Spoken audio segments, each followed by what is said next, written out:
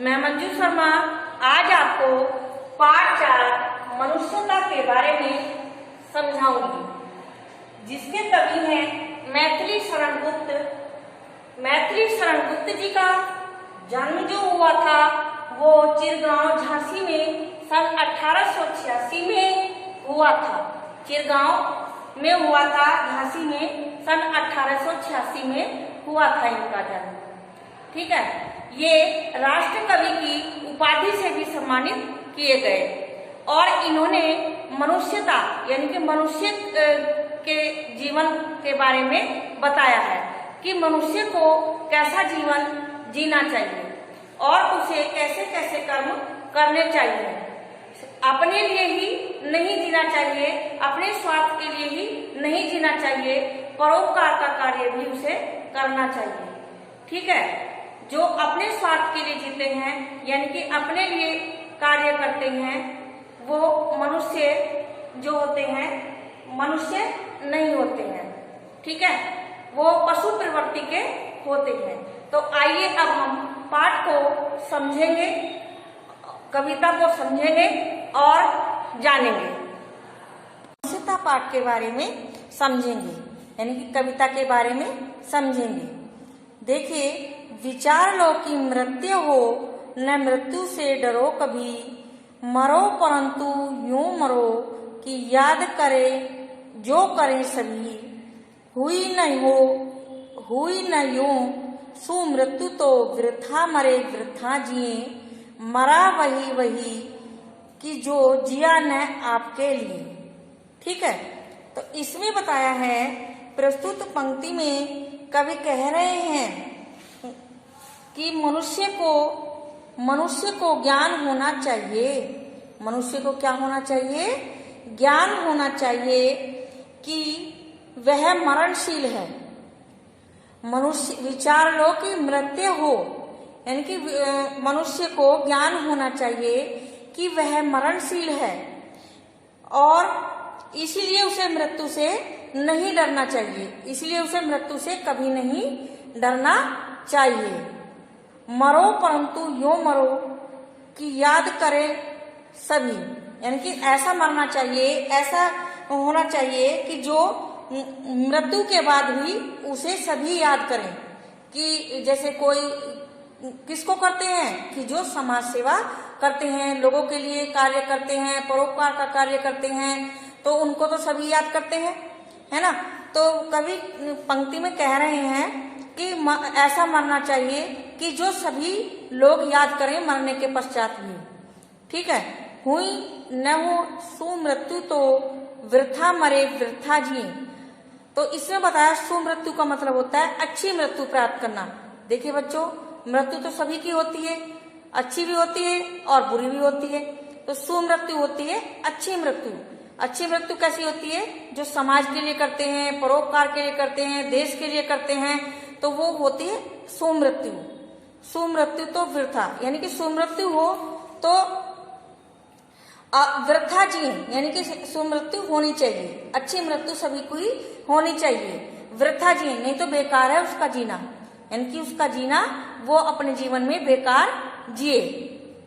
मरा वही कि जो जिया न आपके लिए यानी कि जो व्यक्ति अपने लिए जीता है, अपने स्वार्थ के लिए जीता है, वही मरता है। यानी कि जो अपने स्वार्थ के लिए जीता है, सिर्फ अपने लिए जीता है, वही मरता है।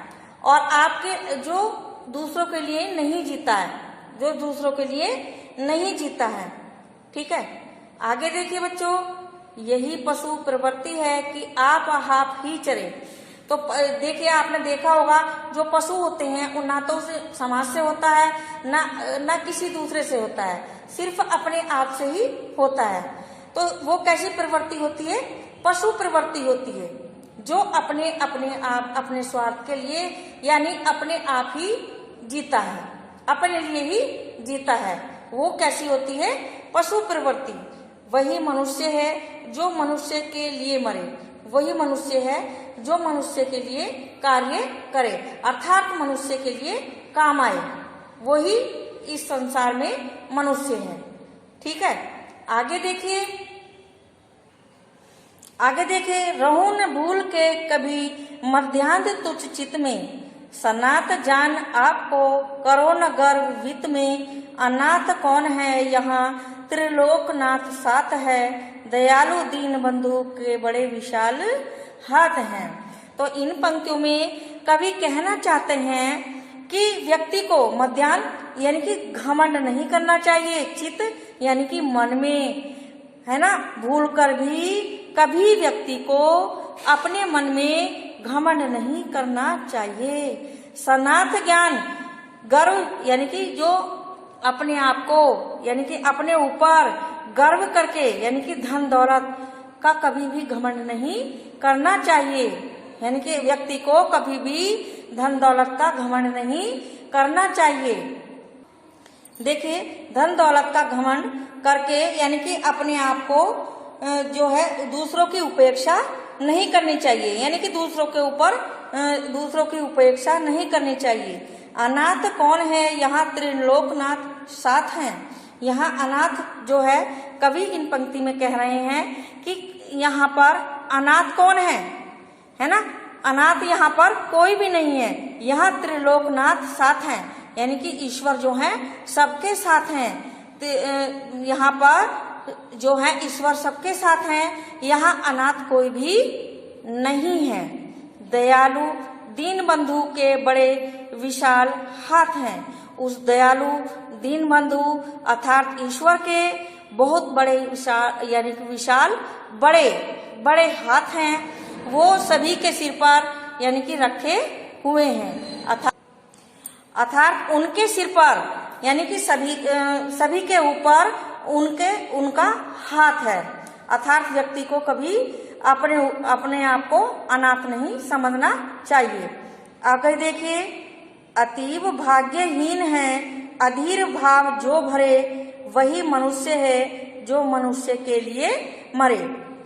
तो इसमें इन पंक्तियों में कवि कहना चाहते हैं कि वो प्रभु के रहते हुए भी जो अपने आप को जो व्याकुल हैं, अर्थात जो अपने आप को भाग्यहीन समझते हैं, अकेले समझते हैं, और जो धीरता यानी कि अधीरता उनके अंदर उत्पन्न है और धैर्य नहीं है, तो ऐसे वही मनुष्य हैं जो मनुष्य के लिए मरे।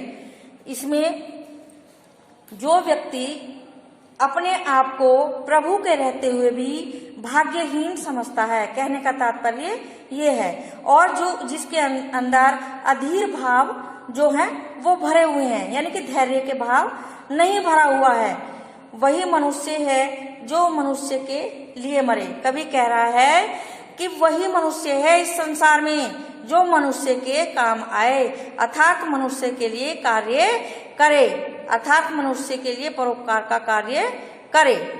आगे देखिए बच्चों, चलो अभिष्ट मार्ग से सहस्त्र खेलते हुए, विपत्ति विघ्न जो पड़े उन्हें ढकेलते हुए। तो इसमें आया है चलो अभिष्ट मार्ग से, यानी कि जो हमारा इच्छित मार्ग है, रास्ता है, उसी से सहस्त्र यानी कि हंसते खेलते हुए हमें आगे की ओर बढ़ना चाहिए, हमें आगे की ओर प्रेरित होना चाहिए। विपत्ति विघ्न जो पड़े उन्हें ढकेलते हुए, हमारे रास्ते में कितनी भी विपत्तियां आए, कितने भी विघ्न आए, कितनी भी बाधाएं आए, उन्हें आगे की ओर ढकेलते हुए यानी कि आगे की ओर उन विपत्तियों का सामना करते हुए हमें आगे की ओर जाना चाहिए, अर्थात हमें अग्रसर होना चाहिए, कवि कह रहे हैं इन पंक्तियों में। देखिए अब इन पंक्तियों में घटे न हेल मेल हाँ, बढ़े न भिन्नता कभी, अतर्क एक पंथ के सतर्क पंथ हों सभी, यही समर्थ भाव है तारता हुआ तरे, वही मनुष्य है कि जो मनुष्य के लिए मरे। तो देखिए घटे न हेल मेल हाँ, यानी कि जहाँ इसमें इन पंक्तियों में कवि ने कहा है कि जो हेल मेल यानी कि आपसी समझ से यानी कि वो घटना नहीं चाहिए, और हम में कभी भिन्नता नहीं होना चाहिए। भिन्नता का मतलब अलग अलग नहीं होने चाहिए और हमें आपसी सामंजस्य बैठा करके ही, आपसी तालमेल बैठा करके ही कार्य को करना चाहिए। अतर्क एक पंथ के सतर्क पंथ हो सभी, यानी कि एक पंथ दूसरे पंथ से सभी जो है एक दूसरे के काम आए और एक दूसरे में सामंजस्य बना करके रखें और सभी एक ही समान सभी हों, मतलब किसी के एक दूसरे के काम आए और भेदभाव मिटा करके हमें आगे बढ़ें। यही समर्थ भाव है कि तारता हुआ तरे।